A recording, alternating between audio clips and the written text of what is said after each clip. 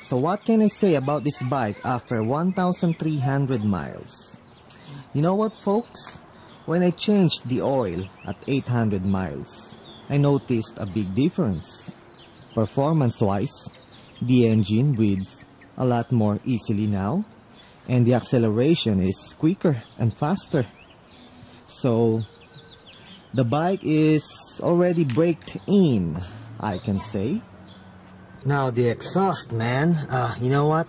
When I changed the exhaust, going from the stock exhaust and then to this M4 GP style exhaust, man, I can definitely say that this M4 GP style exhaust delivers a better performance than the stock exhaust.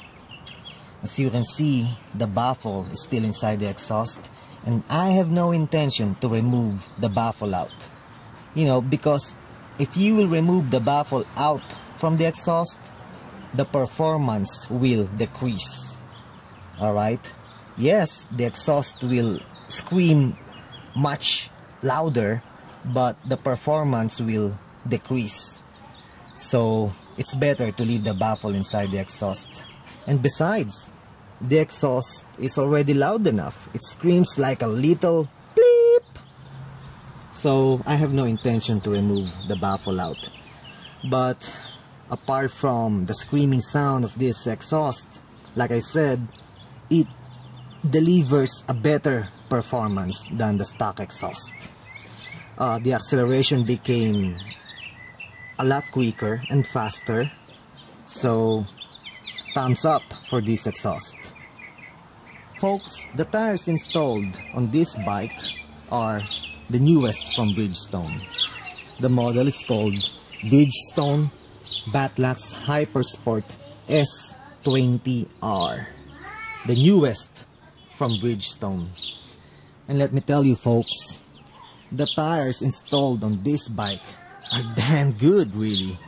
They grip like a bleep, carving up the canyons at high speed, leaning the bike left and right.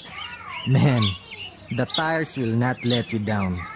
Definitely a very good, solid tires. Highly recommendable.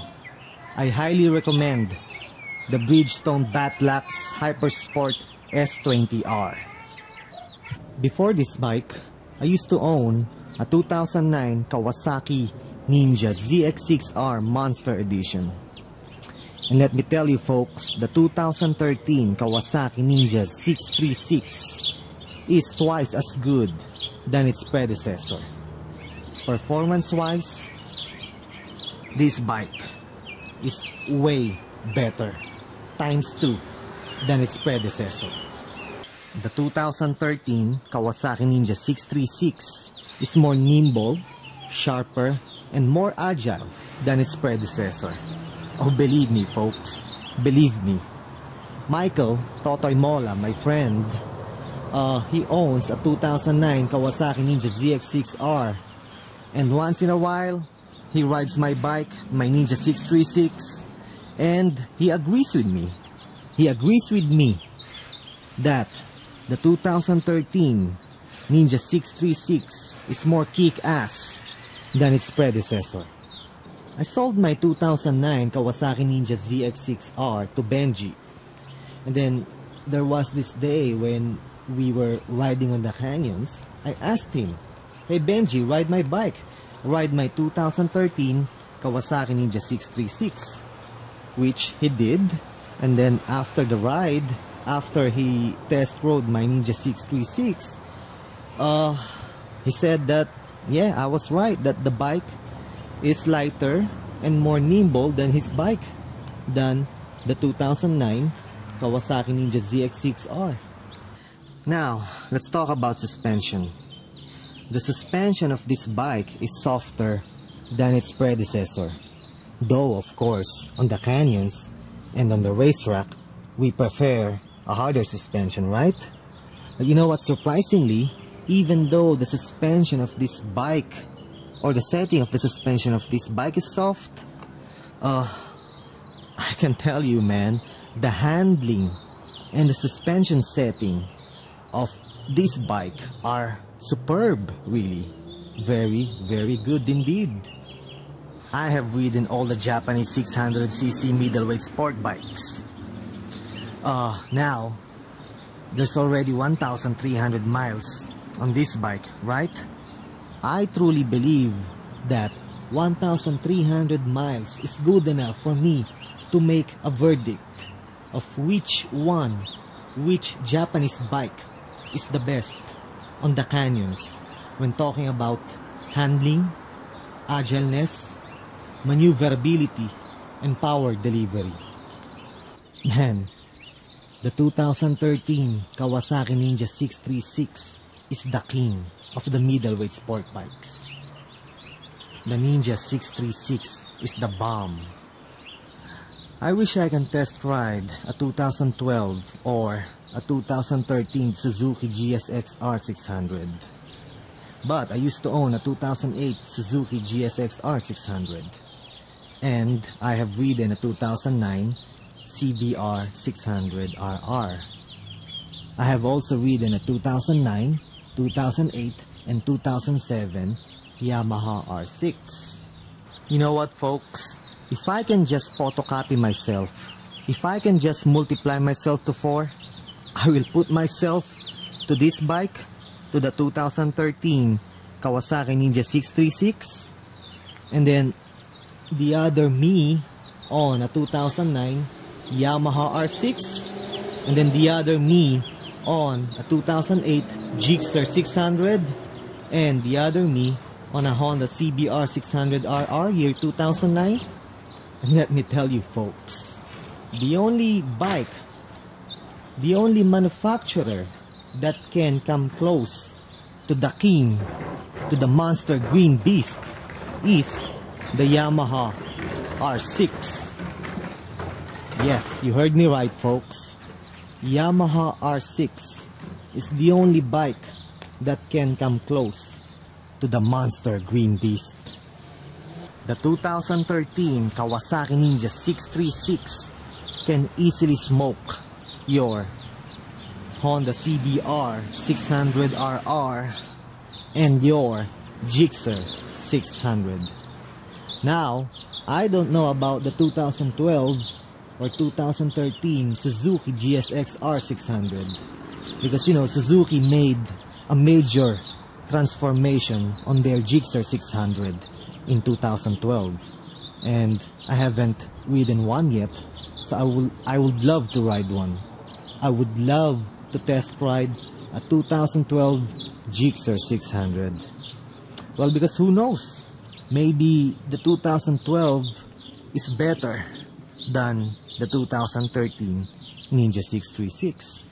I don't know, but definitely for sure from 2011, 2010, 9, 8, man, those Gixxers in those years have nothing on this bike.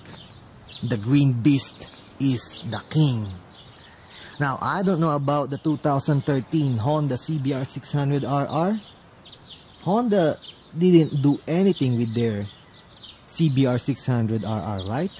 Except for the fact that they changed the appearance of the bike. That's it. That's all I know. Did they do anything with the engine or something? Or what?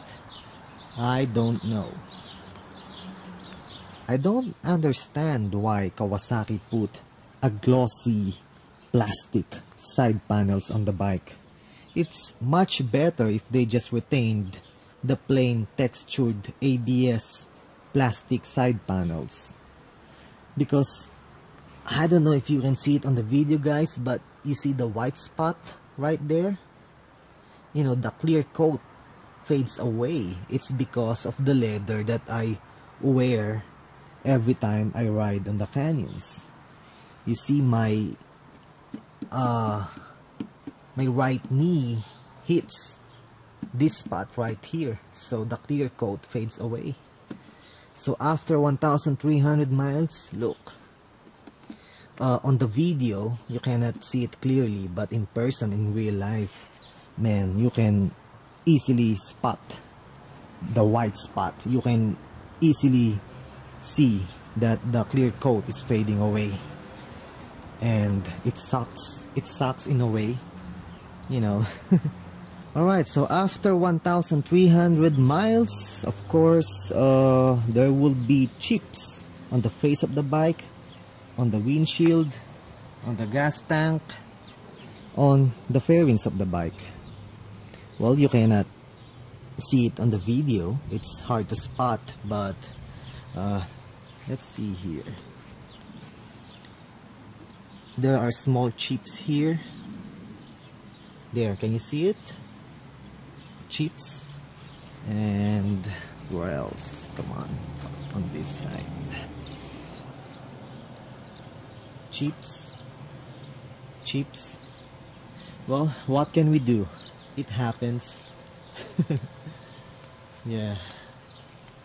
You know, I hate those chips coming from, you know, the small rocks, you know, because the chips definitely ruin the physical looks of the bike. But there's nothing we can do about it. It happens. Alright, so after 1,300 miles, man, the bike is damn solid. There are no leaks, no issues or whatsoever.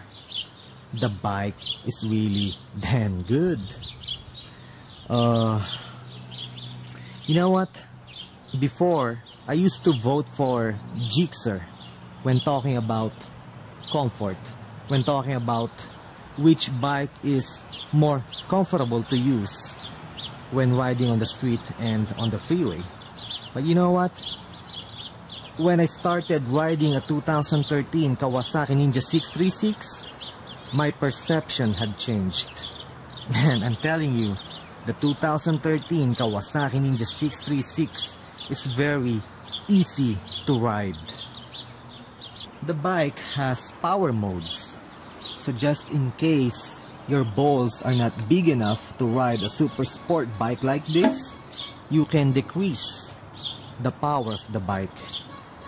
And the clutch lever, man, I'm telling you, this clutch lever is so freaking soft thanks to Kawasaki's clutch assist function. And then traction control. Yep, this bike has a traction control. You can set the mode or the modes to 3 levels. Mode 1 is for racing mode, and then mode 2 for city riding, and then mode 3 is for a rainy day ride, wet surface ride. So 3 power modes, folks. Alright, so let's talk about stopping power. Man, dual disc and 4 piston calipers. 2 piston calipers on the right, 2 piston calipers on the left. Man, I'm telling you, the braking system of this bike is so damn good. It's so kick-ass. There is an instant stopping power. When you press the brake lever, shifting gear, man, is very damn smooth. Shifting up, shifting down, you won't feel a lug. You won't feel the pressure, you know. It's very damn smooth. Thanks to Kawasaki's newly and highly improved sleeper clutch. Man, sleeper clutch is the bomb, really.